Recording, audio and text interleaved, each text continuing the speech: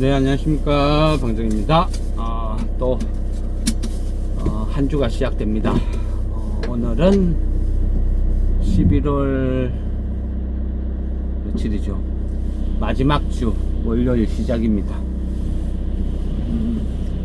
아버지 이래 운전을 하고 할 때는 뭐 습관적으로 이렇게 좀 뭔가를 주절주절 하거든요. 근데 이제 아무 생각 없이 뭔가를 막 이야기를 하다 보면 뭐 그런 생각이 들어요. 이제 나중에 이걸 한 번씩 제가 들어볼 때가 있거든요. 들어보고 할 때는 뭔가를 의식을 하고 뭐 이야기를 할 때나 그지 무의식적으로 생각나는 대로 막 주저주저 하는 거랑 조금 차이가 나기는 나더라고요. 좀 정리가 되었다 안 되었다, 그래서 약간 듣는 데의 불편함 어떤 이런 거보다는 그 어떤 내용이 왜 이런 생각을 했지 뭐 이런 부분도 좀 보이더라고요. 지금은 그죠, 이번 주는 여러 가지 어떤 그죠, 변수가 많아요. 근데 이 변수라는 게 주식을 함에 있어서 싸면 그죠, 바닥권에 놓여 있으면 이런 변수라는 게 아무것도 아니거든요. 근데 지금은 누구나 고점이라는 걸 인식을 하는 단계라는 거죠. 그래서 여차하면 팔고 나가겠다, 이런 심리, 그죠?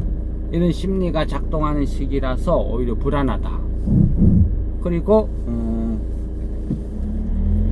우리가 그 주식을 할 때, 매매를 할 때 여러 가지 상황이 있지만 1월과 11월은 또 틀리고 2월과 12월은 또 틀리거든요. 근데 지금은 그죠, 어쨌거나 고점이에요.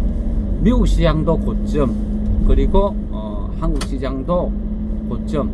물론요, 많은 종목이 바닥에 놓여 있어요. 그건 현실이죠. 그렇지만 지수로 봤을 때, 대형주로 봤을 때는 고점에 놓여 있다. 그래서 누군가는 그죠, 팔려고 할 것이다. 근데 그 누군가가 그죠, 사모펀드, 뭐 ETF, 뭐 여러 가지 발생 상품들, 이런 것들은 뭐 쉽게 생각하면요, 나를 기준으로 생각해도 돼요. 내가 주식을 운영하는 펀드 매니저다. 펀드 매니저는 왜 운영을 해야 돼요? 그죠? 직업이니까. 그러니까 나는 나의 직업 때문에 주식을 사고 팔고 하는 어떤 운영을 하는 주체인데, 뭐 어쩌다가 보니까 지수를 추정하기 위해서 삼성전자, 하이닉스 이런 종목을 내가 편입을 해뒀다. 그런데 더 갈지 안 갈지 모르는 지금 애매한 상황이다. 그런데 고점 찍고 약간 밀리는 것 같다. 그러면 어때요? 그냥 아직까지는 12월 시작도 안 됐고 한 달 정도 여유가 있지만 그냥 굳이 무리해서 모험을 할 필요가 있나? 그냥 이 상태에서 정리를 하자. 수익을 확정 짓고 내년을 기약하고 이런 식으로 갈 가능성이 많다는 거죠. 또 일반적으로 심리상. 그래서 12월 말이 다가오면 다가올수록 기존에 올랐던 주식은 매물 부담이 점점 커질 것이다. 그리고 새롭게 신규로 들어오는 돈들은 그죠, 부담을 느끼죠. 워낙 변동이 심하니까. 무슨 코스피가 하루 오르면 100포인트, 빠지면 100포인트 기본적으로 놀고 있죠. 물론 그만큼 지수가 많이 올랐다, 뭐 이런 부분도 있기는 있지만 그걸 감안해도 변동성이 너무 심하다. 그 말은 팔고 나가는 어떤 그죠, 이 주체도 상당하다, 생각보다 세다, 이래 볼 수도 있어요. 그래서 우리가 이 시기에는 무엇을 할 것인가, 고점일 때와 저점일 때 우리는 대응 방법이 달려져야 된다. 그런 어떤 관점. 그래서 지금은 연말이 다가올수록 내가 살 수 있는, 이제 사야 되는 어떤 테마군은 제한적으로 대응을 해야 되는 거죠. 비싼 거는 매물 압박이 나올 만한 종목군들은 안 하는 게 좋다는 거죠. 잘못하면 최고가에서 물릴 수도 있다, 뭐 이런 거. 그렇다고 바닥에 있는 것을 그죠 막연히 막 고를 수도 없어요. 왜? 바닥 100일 천장 3일 하듯이 잘못 사면 계속 소외, 바닥에서 헤매고 있을 수도 있거든요. 그래서 이 시기에는 내가 어떤 종목군을 사야 되는가, 그것도 좀 그죠 고민거리라는 거죠. 금방 운전을 하면서 주유소를 지나가니까 부산 지역 중에서도 또 이 부분, 제가 지금 지나가는 이쪽이 기름이 좀 많이 싼 편이거든요. 어찌 보면 부산에서 제일 싼 지역인데 여기도 최근에 기름이 많이 올랐네요. 1500 경유가 1593원.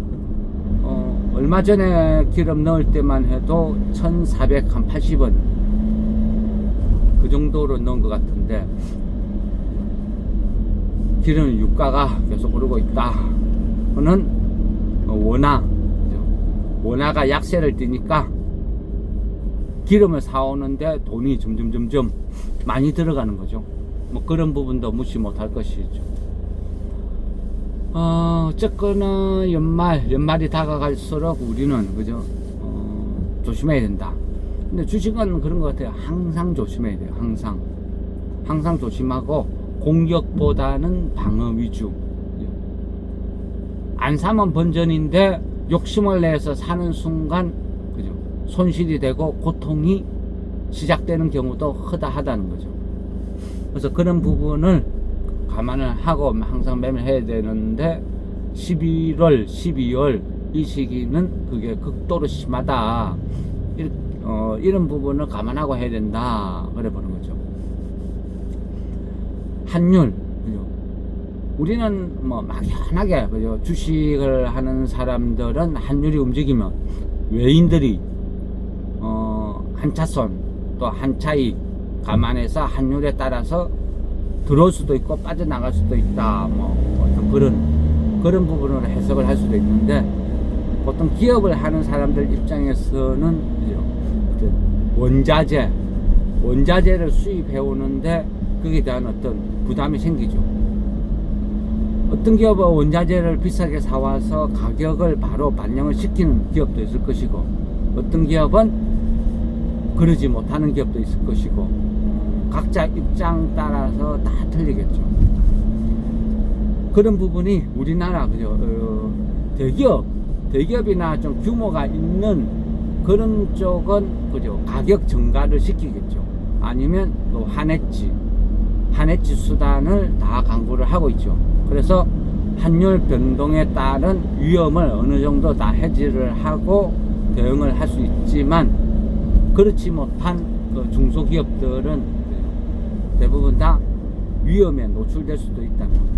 이 부분이 변동성이 너무 지금 커지는 시점, 이런 부분이 과연 국내 기업들이 견뎌낼까, 이런 우려도 요즘은 안 할 수가 없죠. 시기적으로. 그래서 그만큼 위험 부담이 큰 이런 시기에 있다. 우리가 그죠 가끔 가다 보면 어떤 그런 어떤 토론회나 TV를 보면 그런 이야기가 있어요. 그래서 막연히 우리는 수출로 먹고 사는 나라이니까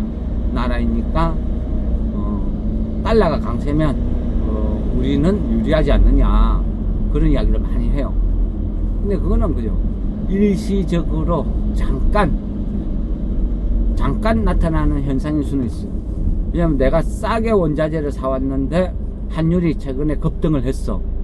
그 차액만큼 내가 먹을 수는 있어요. 근데 이 환율이 다시 안 떨어지고 계속 고점에서 고착화되면 결국은 원자재를 다 쓰고 나면 더 비싼 가격에 원자재를 다시 사와야 되죠. 그래 되면 득보다는 실이 더 크는 이런 상황이 연출되는 거예요. 그래서 지금 환율의 변동성이라는 게 좀 안정적으로 움직여요. 또 한국가의 화폐인데, 그죠? 한국가의 화폐. 화폐라는 어떤 개념, 가장 기본 골자는 뭐죠? 안정성이죠, 안정성.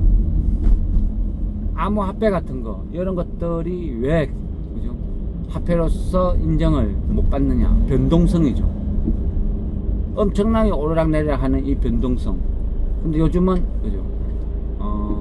화폐들이 변동성이 너무 커요. 급등락을 반복하고. 그러면 기업하는 사람들 입장에서는 이걸 감당을 못해요. 조금 더 시간이 지나면 안정화될지, 하향 안정화될지, 아니면 1,400원대에서 완전히 고착화가 될지, 어찌 보면 기로에 서 있다 이래 볼 수도 있는데, 뭐 제가 보는 관점은 그죠, 계속 말씀드리죠. 교란, 이 환율을 건드리는, 교란을 시키는 주범은 누구냐? 제가 봤을 때는 서학개미와 연기금, 이 부분이 환율 생태계를 교란하는 주범이다. 저는 그래 봐요. 그 전까지는 경제 논리에 의해서 환율이 움직였는데, 우리나라가 수출이 잘 되고 돈을 잘 벌어오면 당연히 원화가 강세를 띠고 이런 부분이 자연스럽게 이루어졌는데, 지금은 전혀 그런 게 아니에요. 우리가 그죠, 수출을 해서 벌어들이는 달러보다는 해외 주식 한다고, 미국 주식 한다고 빠져나가는 달러가 훨씬 많다는 거죠. 그러니까 달러만 놓고 보면 수요 공급의 법칙에 의해서 달러가 강세, 원화 약세. 그 주범이 서학개미들, 연기금. 물론요, 이 부분은 나라도 한 번도 경험 못했어요. 우리나라 사람들, 특히 또 공무원들, 그죠? 장관도 주식을 한 번도 안 해봤다 하니까. 또, 그죠? 고위공직자들은 뭐하러 그죠? 머리 아프게 주식하겠어요. 대부분 다 부동산 투자죠. 부동산. 세워라, 내워라, 느긋하게. 뭐 정책도 잘 알고 있을 것이고. 그래서 그네들은 주식을 안 한다. 안 하니까 주식에 대해서 모른다. 모르니까 대응을 못 한다. 뭐 괜찮아지겠지. 일시적이겠지. 그러면서 하다 보니까 잘못하면 국가 경제가 파탄으로 갈 수도 있어요. 원화가 약세를 띈다는 거. 이 부분은 이제 어느 정도 시간이 지나서 1,400원이 고착화되는 모습을 보여주는 이 시기에는 심각하게 받아들여야 되는 거예요. 주식쟁이들, 각 정권사들이 해외 주식 권장하면서 수수료 좀 많이 챙겨 먹으려고 엄청나게 권장을 했어요. 해외 주식이 뭔 줄도 모르면서, 그죠? 기업 분석이란 거 뭔가 아무것도 모르면서 오로지 그죠? 신봉, 엔비디아는 절대 안 망해, 미장은 절대 안 망해, 나스닥 추종, 상품 사두면 곱하기 2배, 3배짜리 사두면 절대 안 망해. 막연한, 그죠? 막연한 기대감, 믿음. 이거는 그냥 신앙이고 미신이에요. 막연한 게 어딨어. 무조건이란 것은 주식쟁이가 망하는 여러 가지 요인 중에서 가장 경계해야 될 게 무조건이에요. 무조건. 무조건 먹는다. 미장은 빠질 수가 없다. 그들만의 착각, 이게 무서운 거다. 그렇게 볼 수 있는 거예요.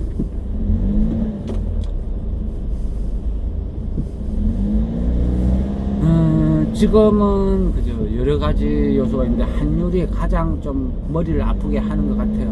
그래서 개인적으로는 이 환율을 원인이 서학개미다, 연기금이다 이렇게 생각하면 연기금, 그죠? 관리, 운영하는 거, 이걸로 건드리는 거예요. 손을 대는 거예요. 법을 바꿔야죠. 나라 국가 경제가 초토화되는데 주식으로 돈 벌겠다고 서학개미들의 무차별 증식, 이 부분이 경제를 다 흔들고 있는데 나라 경제가 쫄딱 망하게 생겼는데 이거를 모른 척 한다? 저는 이것도 어찌 보면 직무유기 그런 거 아닐까 생각. 그래서 어쨌거나 강제성을 둘 수는 없다 그랬죠. 미국장 하면 서학개미들한테 세금 왕창 물린다 이런 식으로 강제성을 둘 수는 없다. 그래서 가장 좋은 거는 스스로가 알아서 돌아오게 만들면 된다. 그럼 스스로 알아서 돌아오게 하려면 뭘 해야 되죠? 뭐가 제일 좋을까요? 와우, 여기는 조금 아까 제가 지난 데는 부산에서도 진구, 여기는 사상구라는 데인데 경유가 1615원이네요 엄청 올랐어요. 경유가 휘발유가 1675원. 격차도 엄청 좁고 이건 좀 심각하죠. 이래 되면 우리나라도 결국 뭐냐, 물가가 치솟는 거죠. 인플레이션에 시달리겠죠. 그래서 이 부분이 또 향후에 어떻게 작용을 할까 또 우려됩니다. 우려. 그만큼 이래서 환율이라는 게 무서운 거죠. 잘못되면 국가가 그죠 엄청나게 고통에 시달려요. 서민들도 물가 인상으로 먹고 살기도 힘들어지고, 그래서 이런 부분이 빨리 해소가 되기를 바라는데 그게 말처럼 쉽지는 않죠. 이 부분을 그죠, 이 부분을 계속 이제 고민을 해봤어요. 내가 이 나라 수장이라면 어떤 정책을 펼쳐야 서학개미들을 돌아오게 만들까? 뻔하죠. 단순해요. 돈 된다 싶으면 오겠죠. 그러면 돈이 되게 하려면 어떻게 해야 될까요? 어떻게 운영을 해야 돈이 될까요? 그런 부분을 감안해 보면 단기적으로 예전에는 주식이 대폭락을 하고 이래 되면 정시 부양책이라는 게 막 나오죠. 근데 지금은 저점이 아니라는 거예요. 저점이 아니니까 더 고민스러운 거예요. 저점이 아니니까 더 고민스럽다. 이 시기에 정시 부양책, 말처럼 쉽게 뭔가를 단행하기도 어려워요. 한쪽에서는 정시 부양책이 아니고 세금을 더 매기자, 금투세를 내게 만들자, 뭐 그런 시국이니까 결국 이 나라의 정치라는 것은 정치인들이 생각하는 단순히 돈 많은 사람들이 그들만의 어떤 리그 이런 게 아니라는 거죠. 정치는 결국 이 나라 경제를 받치는 그죠, 기본 토대가 되는데 이 정치가 무너지면 기업들은 자금 조달 이런 부분에서 상당한 압박을 느끼고 더 문제가 될 수 있다. 그래서 빨리 뭔가를 조치를 취하고 살려야 된다. 그래야 경제도 살고 환율도 다시 정상화시킬 수 있다. 그러기 위해서는 뭔가 정시를 장기간이 아니고 장기 비전으로 뭔가를 만들어야 되는데, 지금 관점에서 제가 봤을 때는 제일 좋은 거 그죠, 배당이에요. 고배당 정책. 많은 국민들이 그죠, 이제는 나이를 먹어서 고령화가 되어 간다 했죠. 고령화. 그런데 소득은 없어. 평균 수명은 자꾸 늘어나. 뭘 묻고 사느냐 이게 문제죠. 있는 자들은 그죠, 부동산 그냥 끼고 살고 뭐 하면 되죠. 근데 그것도 부동산도 서울에 국한되지 지방은 전혀 아니죠. 그러면 서울 빼고 나머지 그죠, 지방 이쪽은 이미 부동산도 무너지기 시작해요. 국민들한테 뭔가 그죠, 미래 대안을 제시를 하는 것 중에 뭐 주식도 대안이 될 수 있다. 근데 그거는 건전한 주식, 그러니까 좋은 주식, 우량한 주식을 사서 묻어두면 은행 이자 2배, 3배 배당이 나온다. 그러면 이 회사는 절대 안 망할 만한 조건을, 재무구조를 갖추고 있다. 근데 배당을 많이 준다. 그러면 당연히 그죠, 은행에 잠자는 적금을 찾아다니는 이런 돈들이 주시장을 흘러 들어오겠죠.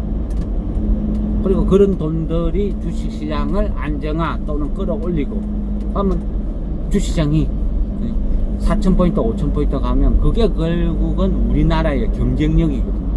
그리고 돈이 된다 싶으면 스나케미도 컴백할 것이고 외국의 많은 자본들도 국장이 돈 된다 하면 몰려들겠죠. 그러면서 안정화가 되는 거죠. 가장 긍정적인 어떤 흐름. 저는 그렇게 그 다음 정책은 그래 될 것이다. 그렇게 할 수밖에 없을 것이다. 뭐 그런 마음으로 지금 대응을 하고 있어요. 그래서 요즘은 계속 그죠, 방어적으로 고배당주 이쪽으로만 바라 말씀을 드려요. 근데 실상은요, 잘한 거예요. 왜 잘했느냐?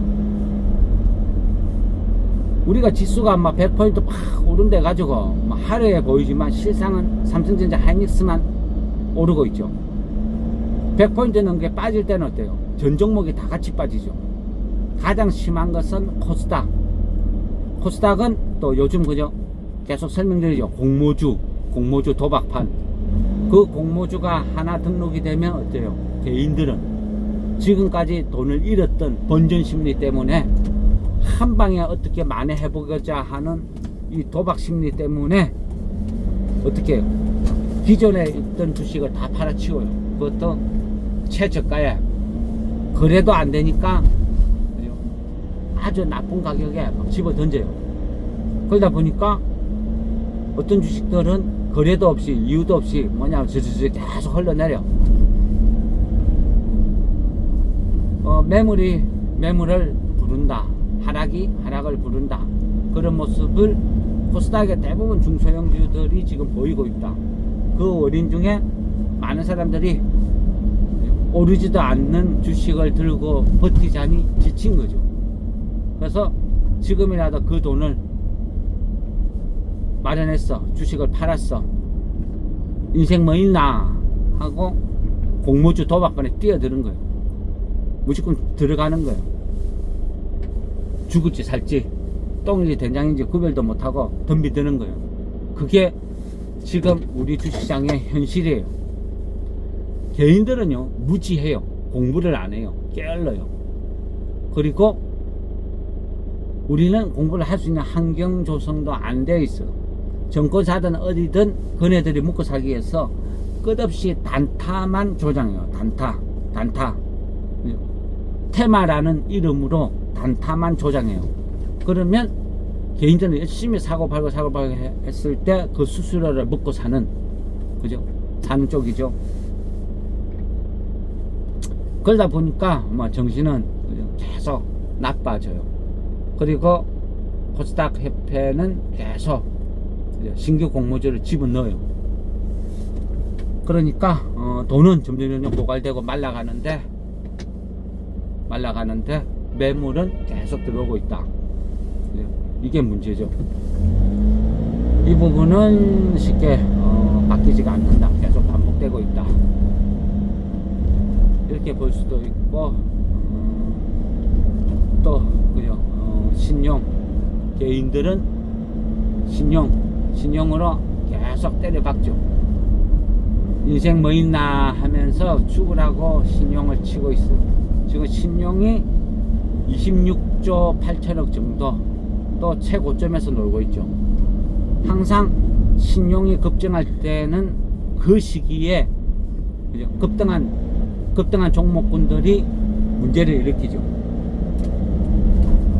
그래서 또 많은 부분에 어떤 병폐를 만드는 거예요. 지금은 그죠, 그나마 뭐 삼성전자, 하이닉스 이쪽으로 몰린 신용은 그나마 좀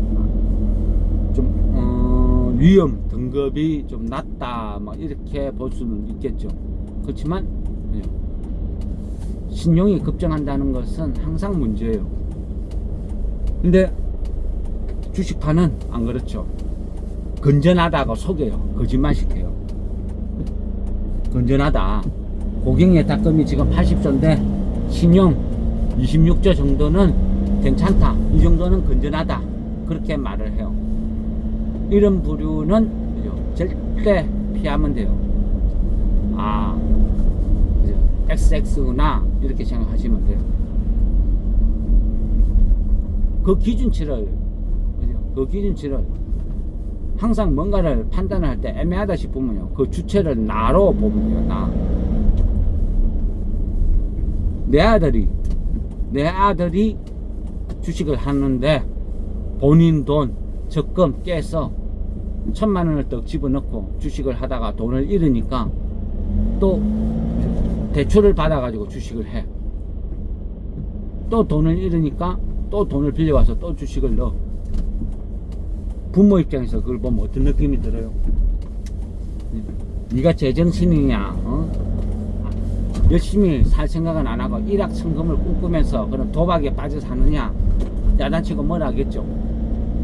지 자식이니까. 그런 거예요.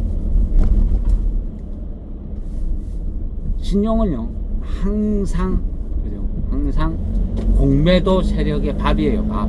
외인들의 밥. 한국 시장 가면요, 개인들이 주식이 뭔 줄도 모르는 무지한 개인들이 욕심에 미쳐서 엄청나게 많은 신용 미수를 쳐요. 이거를 털어먹는 거, 공매도 세력들이 가장 편안하게 돈을 벌 수 있는 방법이에요.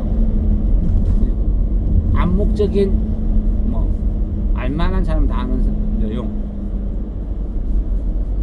그래서 항상 신용이 급증을 하면 그 다음은 거짓말같이 또 폭락이 와요.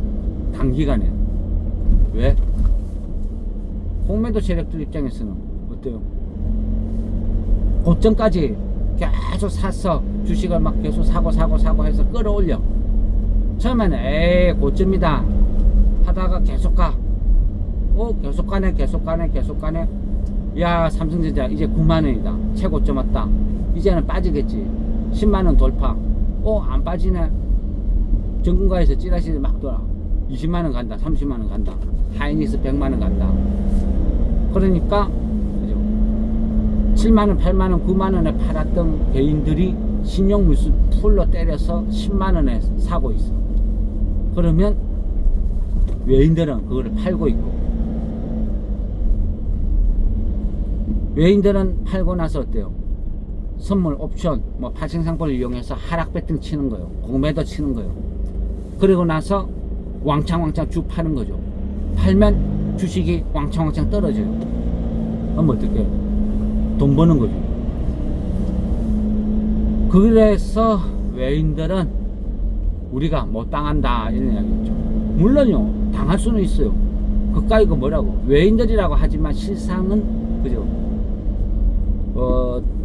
단기 투자를 하는 뭐 국제 헤지 펀드나 이런 쪽의 돈들은 그렇게 많지가 않아요. 많지가 않은데 오합지졸, 우리나라는 기간이 없어요. 그러다 보니까 농락을 당하는 거죠. 그러니까 얘네들은 상승 배팅해서 먹고 하락 배팅해서 먹고 또 끝없이 반복, 또 이런 식으로 해서 조금만 더 하락시키면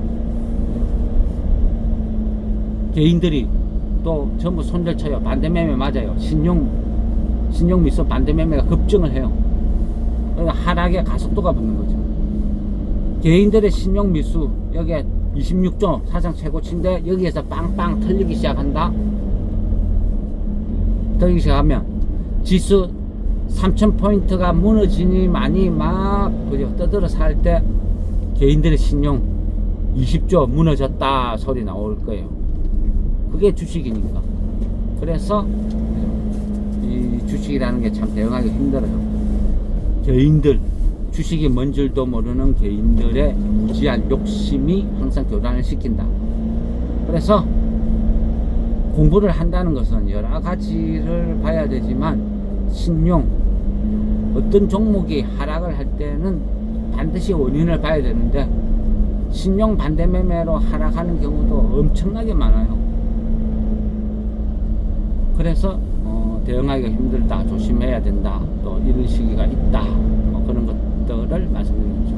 네, 어쨌거나 또 혼자 주절주절 잔소리 잡담 오늘 마무리하도록 하겠습니다.